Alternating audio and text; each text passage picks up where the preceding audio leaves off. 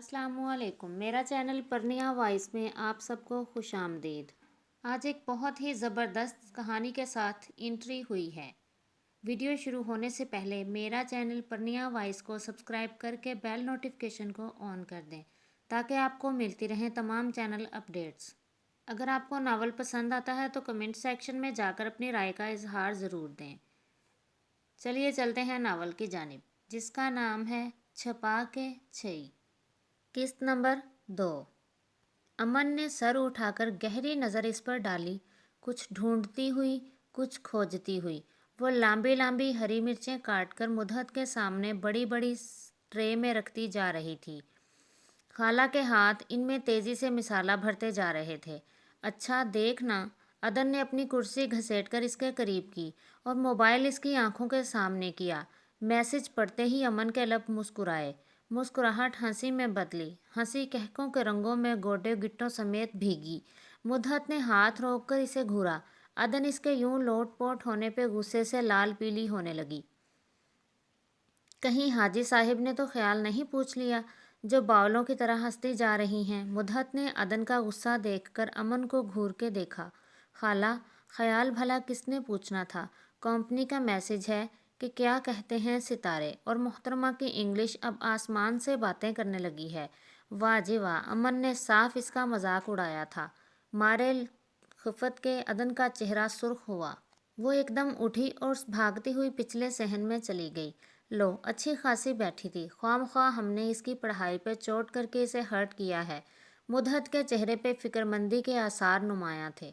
खाला, मैं रोज़ाना इसे इंग्लिश पढ़ाने की कोशिश करती हूँ, मगर ये ध्यान ही नहीं देती। इसकी तवज्जो तो बस टीवी की तरफ लगी रहती है, और फिर ये किस खुशफहमी में घिरी इसके मैसेजेस के इंतज़ार में रहती है। ऊपर से आपने भी मामू की सरसरी सी ख्वाहिश को किस कदर इसके पल्लू से बांध रखा है। बस एक दफ़ा जिक्र करने के बाद कभी उन्होंने बात की। पिछले 4 सालों से जिब्रान ने भी अपनी शक्ल नहीं दिखाई। साल बाद मामू बस दुकानों के किराए की वसूली करके दे जाते हैं, और आप दोनों बहन भांजी पता नहीं उम्मीद के किन बंजर पौधों को पानी देने पर जुटी हुई हैं। अभी अमन शायद और भी कुछ कहती। मुदहत आंखें फाड़े अपनी 18 साला भांजी को फक चेहरे के साथ देख रही थी, जिसने किस कदर सफाकी से हकीकत के चेहरे से पर्दा उठाया था। एक ज़रा सी उम्मीद और रत्ती भर ख्वाब का शाइबा तक इनके दामन से नोच डाला था। कभी कभी जानबूझकर भी हम अपने गुमान को तकवीयत देते रहते हैं, ख्याल को आसरों के झुंड में भटका देते हैं।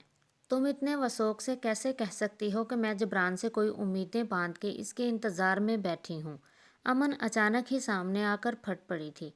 मुझे किसी गंजे से शादी नहीं करनी, भले मामू बारात लेकर आ जाएं, निकाह ख्वाह को भगा दूंगी। वो तो बस मैं हमेशा खाला का सोचकर खामोश रही हूँ कि इनकी परेशानियों में इजाफा ना हो। वो अमन के सर पर खड़ी दिल की सारी भड़ास निकाल चुकी थी। हैं लड़की, अकल के नाखून लो। तुम किस इंडस्ट्रियलिस्ट की बेटी नहीं हो, ना किसी नावल की हीरोइन हो कि रिश्तों की कतार तुम्हारे आगे पीछे हाथ बांधे खड़ी हो। तुम बस अदन हनान हो, हीरोइन नहीं। अपनी औकात में रहो। मुदहत को खूब तप चढ़ी। वो अपना काम ख़त्म कर चुकी थी, सो थाल अमन के हवाले किया। बस ठगना और गंजा ना हो। वो फिर अपनी साबका नशिस्त पर फैल के बैठी। वो ऐसी ही थी, इसका गुस्सा मिनटों में गायब हो जाता। अब कहोगी नाक लंबी ना हो, रंग भी काला नहीं होना चाहिए। अमन ने ठंडे पानी का गिलास इसके हाथ में थमाकर मुस्कुराते हुए कहा। हाँ, ये तो मैं ज़रूर कहूँगी। इसने गिलास पकड़कर एक ही सांस में खाली किया। बावकार, बुर्दबार, सच्चा, हुक्म सादिर करके फैसले अपने हक में करवाने वाला। वो आंखें मीच के गोया अपने ख्यालात बयान कर रही थी। फिर तो इसी घर के जामन सारी जिंदगी खाती रहना। मुदहत ने गहरा सांस भर के कहा। अल्लाह ना करे। फिर खुद ही जेरे लब बुड़बुड़ाई। अच्छा ठीक है, अब ज़रा मुझे वाश बेसन तक ले चल, मिसाला अब हाथों में जलन कर रहा है। मुदहत ने इसके सादा से नकोश को पता नहीं किस सोच के तहत ध्यान से देखा। वो अपने उलझे से बेतरतीब बालों को कैचर में जकड़ के फ़ौरन खड़ी हो गई। वो अपनी खाला की खिदमत के लिए हमा वक्त तैयार रहती थी। आज सालन पकाने की बारी अमन की थी, लिहाजा इसने अब 2 घंटे मुदहत को डाइजेस्ट पढ़ के सुनाना था। नमकीन से दोपहर की खामोशी में उतरते साए दम सादे परिंदों की सरगोशियाँ सुन रहे थे, और धीरे धीरे सफ़र नापते हुए दरख्तों की छाँव से लिपटने को बेचैन वक्त की सुइयों के साथ सरकते हुए अपनी तपश छाँव के सपुर्द करना चाहते थे। حنان میرا بہت اچھا دوست بھی تھا۔ میں اب تک سمجھتا رہا کہ وہاں سب ٹھیک ہوگا، سو کچھ مطمئن تھا۔ میرا خیال تھا کہ بہن اور بھانجیوں کی ذمہ داری کا جو بار مینیجر نے اپنے سر لیا تھا وہ بخوبی نبھا رہا ہوگا۔ وہ تو اتفاقاً 1 ماہ پہلے کسی کام سے مجھے بدین جانا پڑا تو وہاں ایک دیرینہ بھلے وقتوں کے دوست سے ملاقات ہو گئی۔ میں نے دانستہ منیر کا ذکر چھیڑا تو اس نے مجھے بتایا کہ وہ تو سال میں 1 آدھ بار کراچی کا چکر لگاتا ہے۔ جہاں تک مجھے یاد ہے حنان نے بدین میں کچھ زمین بھی خریدی تھی۔ جواب یقیناً منیر کے قبضے میں ہوگی، اور جس کی بھنک بھی اس نے مدحت یا بچیوں کو نہیں پڑنے دی ہوگی۔ میرا دل کہتا ہے وہاں کچھ ٹھیک نہیں ہے۔ اذان بیٹا، اگر تمہاری ماں اور میرا حج کے لیے بلاوا نہ بھی آتا تو بھی میں نے دل میں ٹھان لیا تھا کہ تمہیں وہاں ضرور بھیجوں گا۔ مسعود صاحب نے بیٹے کے متفکر چہرے پہ نظریں ٹکائیں۔ تمہاری ماں ایک بے جا ضد کی انا میں کئی سالوں سے مقید ہے اور صد افسوس کہ اس سے رہائی چاہتی ہی نہیں۔ حالانکہ حنان کا فیصلہ 100% درست تھا۔ سگی خالہ جتنی محبت ان بن ماں کی بچیوں کو دیتی دنیا کی کوئی عورت نہیں دے سکتی تھی۔ وہ چند لمحے خاموش رہے۔ اذان نے اپنے باپ کو آج سے پہلے اس قدر افسردہ نہیں دیکھا تھا۔ وہ شگفتہ مزاج کے، محفل میں رنگ جمانے والی طبیعت رکھتے تھے۔ تمہارے ماموں نے غصے میں قطع تعلق کی بات کہہ دی اور تمہاری ماں نے اس کی بات پہ مہر لگا کر اجنبیت کی حد کر دی۔ مدحت بیچاری ایک سیدھی سادھی اور نیک دل عورت ہے، مگر آصفہ بیگم کی نظر میں اس جیسی۔ انہوں نے جملہ ادھورا چھوڑ دیا۔ خیر چھوڑو، وہ کچھ توقف سے بولے۔ اب تم ان تمام معاملات کو کیسے ہینڈل کرو گے یہ تمہارا مسئلہ ہے۔ وہ کچھ ہنس کر بولے اور بیٹے کے خوبرو چہرے کو بغور دیکھ کر اس کی اندرونی کیفیت کو جانچا۔ باقی سب تو ٹھیک ہے ابو، میں امی کو بھی بعد میں بخوبی سنبھال سکتا ہوں، مگر وہ لوگ اس طرح اچانک ٹپک پڑنے والے رشتہ دار کو، کسی غیر شخص کو 1.5-2 ماہ اپنے گھر کس طرح ٹھہرائیں گے؟ وہ کچھ الجھ کر کندھے اچکا کر رہ گیا۔ تم ان کے لیے غیر شخص ہرگز نہیں، البتہ وہ اور تم بھی چند روز تک اجنبیت ضرور محسوس کرو گے، اور پھر تم کہہ دینا کہ کراچی میں میرا اور کوئی رشتہ دار نہیں تھا تو والدین کے آنے تک میں کہاں رہتا۔ بس کہہ دینا مجھے مسعود صاحب نے بھیجا ہے۔ وہ کچھ جھنجھلا کر قطعی لہجے میں بولے تو اذان کی ہنسی چھوٹ گئی۔ آج آصفہ بیگم ٹیلر سے اپنے سلے ہوئے کپڑے لینے گئی ہوئی تھیں، سو مسعود صاحب کو بیٹے سے کھل کر معاملات طے کرنے کا موقع مل گیا۔ اور سنو، اگر تمہیں کسی شک و شبہ کی بنیاد پر بدین جانا پڑے تو جانے میں تامل سے کام مت لینا۔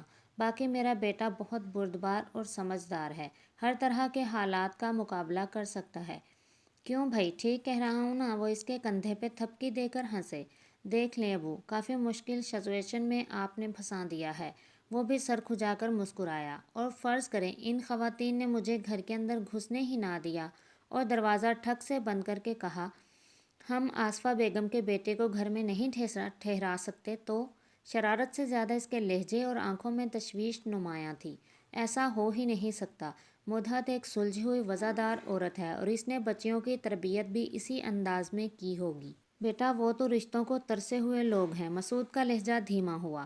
سو رشتوں کی قدر ان سے زیادہ کس کو ہوگی؟ دھیما لہجہ ملال میں گھر کر سرگوشی نما ہوا۔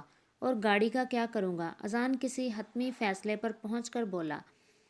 میری چھوٹی گاڑی لے جانا، میں نہیں چاہتا وہ تمہاری گاڑی یا تمہارا عہدہ سن کر کسی احساس کمتری میں مبتلا ہوں۔ پتہ نہیں وہ کس حال میں زندگی گزار رہی ہوں گی، بس ان میں گھل مل کے رہنا بالکل گھر کے ایک فرد کی طرح۔ اور وہ کچھ کہتے کہتے خاموش ہو گئے۔ اذان نے سوالیہ نظروں سے انہیں دیکھا۔ یار اب یوں تو نہ دیکھو، کیا ساری باتیں میں ہی تمہیں سمجھاؤں؟ وہ خفیف سا ہنسے۔ میں سمجھا نہیں، اذان نے کچھ الجھ کر پوچھا۔ میں اور کچھ نہیں کہنا چاہتا، بس تم پیکنگ کرو، پرسوں ہماری فلائٹ کے بعد انشاءاللہ رات کا کھانا اپنے ماموں کے گھر کھانا۔ اتنا کہہ کر وہ اٹھ کر باہر چلے گئے، مگر وہ ابھی تک ایک کشمکش کا شکار تھا۔ اسے ماں سے زندگی میں پہلی دفعہ اتنی بڑی بات چھپانی تھی، اور زندگی میں پہلی بار بالکل انجان لوگوں میں اتنے دن گزارنے تھے۔ اپنی حیثیت چھپا کر رہنا تھا۔ وہ مقابلے کے امتحان میں کامیاب ہو کر اب اے سی کے عہدے پر فائز تھا۔ تو چلیں اے سی صاحب، رخت سفر باندھیں۔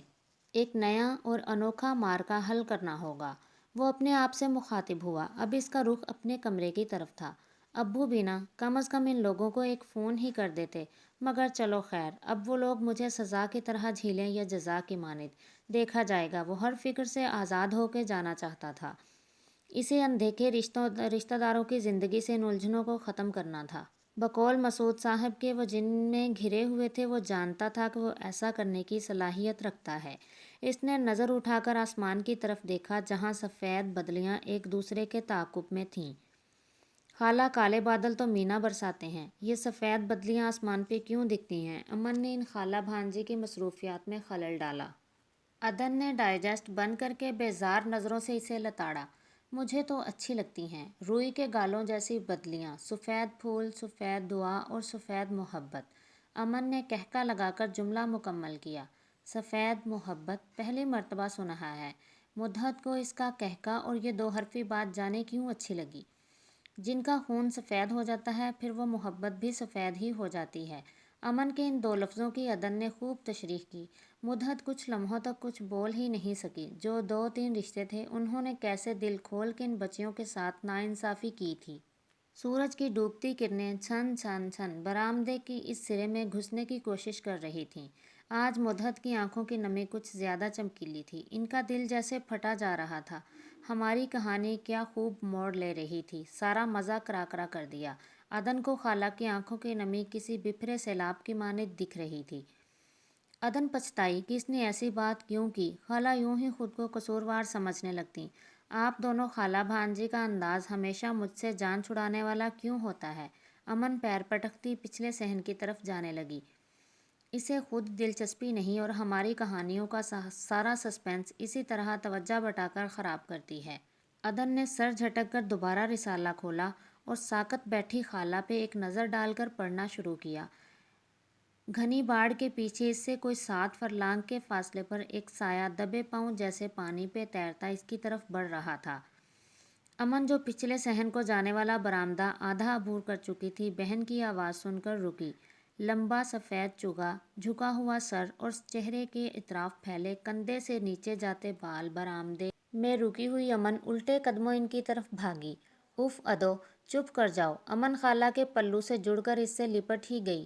یہ ضرور آیوشمتی ہوگی۔ خالہ کا چہرہ بھی خوف سے پیلا ہوا۔ یہ آمنہ ریاض کی آیوشمتی پتہ نہیں کیا ہے، رات کو آس پاس محسوس ہوتی ہے عدن۔ آئندہ مجھے بس کیف اور خوش نصیب والا حصہ سنایا کرنا۔ مدحت نے انگلی اٹھا کر اسے متنبہ کیا۔ ارے خالہ، کچھ نہیں۔ عدن ایسی باتوں پہ یقین نہیں رکھتی تھی، سو بہادری سے بولی۔ اتنا بڑا گھر، ہم 3 اکیلی عورتیں، گھر میں ہولناک سناٹے، بند گلی کے اینڈ پہ ہمارا گھر، لوگوں کا آنا جانا بھی مفقود، نہ کوئی ٹریفک کا گزر۔ عدن نے ان دونوں کو ڈرانے میں کوئی کسر نہیں چھوڑی تھی۔ خالہ سمٹیں۔ امن خالہ کی بغل میں منہ گھسانے لگی۔ اوہو، تمہاری کہنی میری پسلی میں چبھ رہی ہے۔